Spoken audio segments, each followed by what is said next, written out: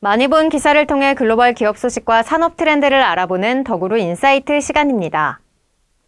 일론 머스크가 공동 창업한 AI 연구기관이죠. 오픈 AI가 개발한 대화형 인공지능 챗 GPT 유저가 100만 명을 넘었습니다.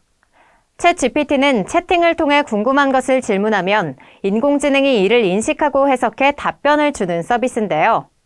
챗 GPT는 출시 직후 빠른 답변 속도는 물론 기존 대화형 인공지능을 뛰어넘는 답변 수준으로 큰 관심을 받았습니다.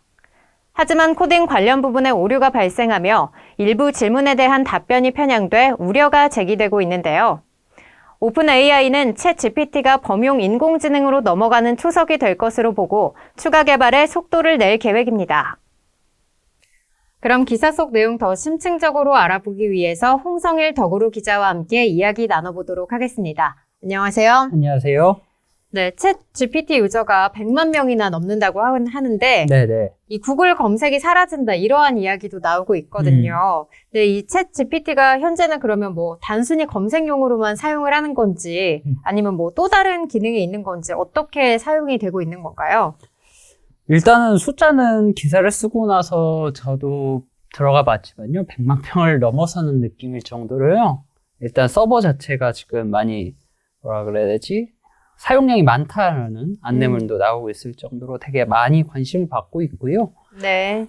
일단은 챗 GPT 관련해서 구글 검색이 사라질 것이다라는 식의 이제 얘기들도 되게 많이 나왔었습니다. 그 이유가 다른 것보다도요. 그런 어떤 지금 현재의 그 검색 시스템 자체가 어떤 키워드 방식이잖아요. 네. 어떤 중요한 키워드를 내가 검색을 해서 그 키워드와 관련된 내용 전체적으로 이제 서칭이 되면 이걸 쫙 정리해주는 그런 형태의 검색 엔진 모델인데요. 그런 게 아니라 이게 챗 GPT를 보면은 이게 챗 GPT가 보여주고 있는 어떤 모습들 때문에 이제 이런 얘기들이 나왔던 건데 챗 GPT를 제가 이제 다양한 질문을 제도 입력을 해봤습니다. 뭐 이런 식의 입력을 합니다. 이제 뭐 다이어트에 성공하는 방법은 뭘까? 문장으로 네, 이렇게 지식인 문장처럼. 네. 그런 질문을 넣으면 그전에 지식인 얘기를 하셨지만 지식인 네. 질문을 올리면 사람이 대답하는 형태였잖아요.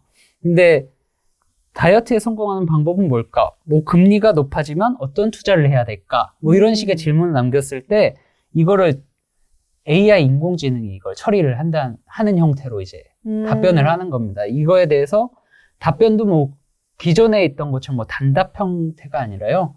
완결된 문장 형태로.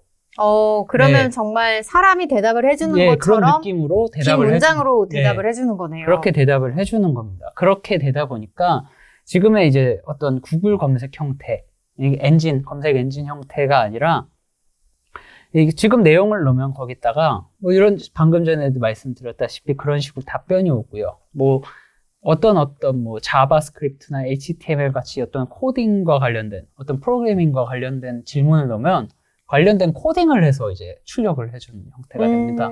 그렇기 때문에 이제 지금의 검색 엔진 형태가 나중에 시간이 지나서는 좀 어렵지 않겠느냐 뭐 이런 식의 얘기가 나오는 거고요.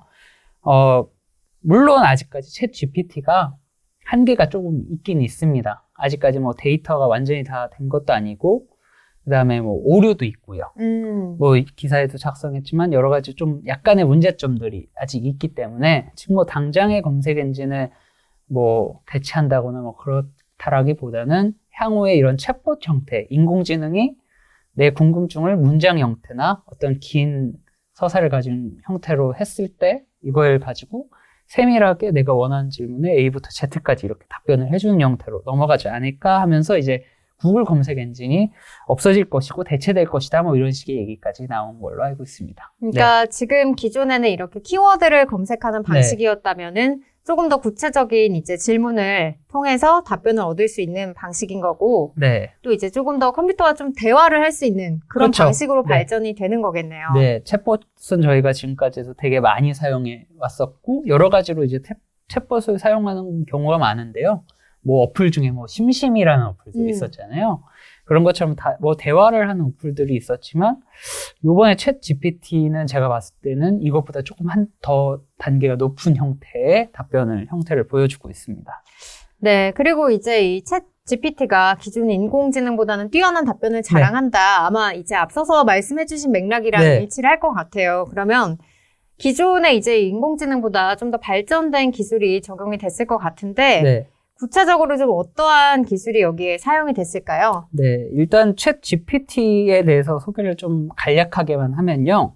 이제 챗 GPT를 개발한 곳은 이제 일론 머스크, 그다음에 샘 알트만 등이 2015년도에 공동 설립한 비영리 재단인 오픈 AI에서 개발을 했습니다. 그리고 챗 GPT는 이제 기반이 된 게 이제 GPT 3.5라고 하거든요. 그러니까 GPT-3를 개발한 걸로 이제 오픈 AI가 알려져 있었습니다. 그러면 이전의 버전들도 존재를 하는 존재를 거겠네요. 했던 거죠. 근데 이제 GPT-3에 오면서 일단 먼저 말씀드리면 이 GPT 3.5의 데이터 자체는 2021년도까지의 데이터를 기반으로 제작이 돼서 이제 최신 정보에 대한 건 약간 좀 부족할 수 있는 상황입니다. 근데 이제 챗 GPT-3에 대해서 얘기를 하면 이게 GPT-3가 최근에 파라미터로 1750억 개의 파라미터를 가진 인공지능으로 이제 개발이 됐다라고 하는데 파라미터 여기서부터 이제 무슨 말인지 그렇죠. 파라미터가 뭐 어떤 단위를 뜻하는 건가요? 파라미터를 좀 이제 저도 아까 이제 기사를 쓰면서도 그렇고 좀 찾아봤는데요. 저희도 이쪽 분야에 대해서 아예 전문적인 지식을 갖고 있지 않아서 공부를 좀 해봤었는데 파라미터는 이제 매개 변수라고 합니다. 우리말로. 그래서 이제 어떤 시스템이나 함수에다가 특정한 값을 넣어서 내가 원하는 값을 얻어야 되는 거거든요. 네. 예, 근데 여기서 이제 특정한 입력하는 값을 매개 변수라고 한다고 하더라고요. 네. 그러니까 이제 뭐 예를 들어서 내가 A-라는 어떤 함수에다가 파라미터 A를 넣었을 때 A-라는 값이 나오는데 내가 원하는 건 Z-다. 그러면 Z라는 파라미터가 입력이 돼야 되는 거죠. 네, 뭐 그런 식으로 해서 이런 매개 변수를 입력하는 걸 파라미터라고 하는데 이제 그 파라미터는 이제 여기서 인공지능에서 사용되는 것들은 이 머신러닝 과정에서 학습한 결과들을 이제 축적해 놓은 어떤 데이터 같은 겁니다. 네. 사람도 어떤 걸 학습하게 되면은 머릿속에 두뇌 속에 저장을 하잖아요. 네.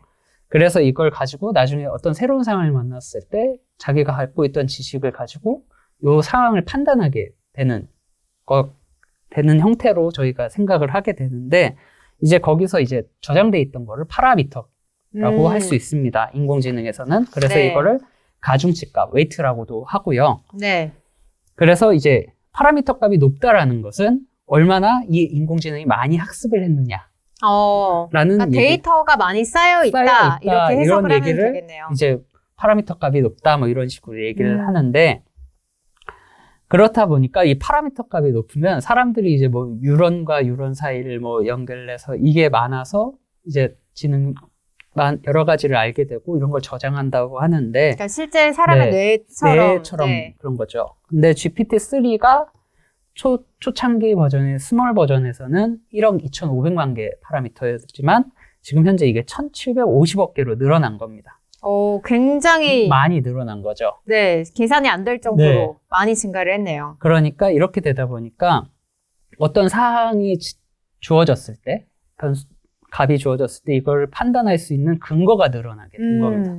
그러면서 이거에 대해서 많은 데이터를 갖고 있기 때문에 아까도 저희가 문장 얘기를 했었잖아요. 그러면 어절어절을 이렇게 해석을 해서 자기네들이 인공지능 판단을 해서 여기선 이런 값이 맞고 이런 값이 맞고를 판단하게 되는 겁니다. 그러니까 조금 더 구체적이고 자세한 답변을 내놓을 수 있는 그런 기반이 되는 거네요. 네, 그래서 우리가 사람과 대화하는 느낌의 챗봇을 만나게 된 거죠. 챗 GPT라는.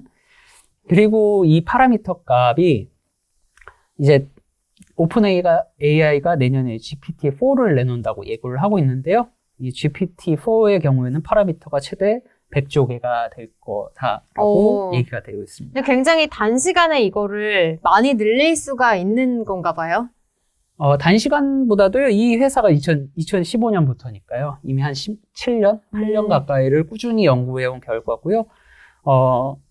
마이크로소프트가 그 전에 많이 했을 경우에는 100억 개 정도의 파라미터였다라고 하고, 그러니까 기존에 네. 좀 쌓아온 것들을 발전시켜 나가는 형태다. 그리고 뭐 네이버의 클로버 같은 경우에는 제가 알기로는 2,000억 개 정도로 알고 있습니다.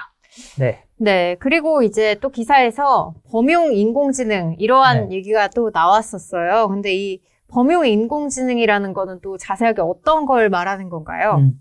저희가 2016년도 3월에 우리에게 엄청나게 큰 충격을 줬던 사건이 있었습니다. 그때가 뭐냐면 이세돌 구단과 알파고의 바둑 대국이었습니다. 네. 근데 그 알파고는 이제 거의 뭐 무한에 가까운 변수가 있다라고 하는 바둑을 학습한, 바둑만을 학습해서 여기서 가장 승률이 높은 수를 두는 형태로 개발된 AI였거든요. 그러니까 이제 바둑을 두기 위해 설계된 한 가지, 그러니까 한 가지 목적을 주제만 가지고 개발된 이제 좁은 의미의 인공지능이었던 겁니다. 네.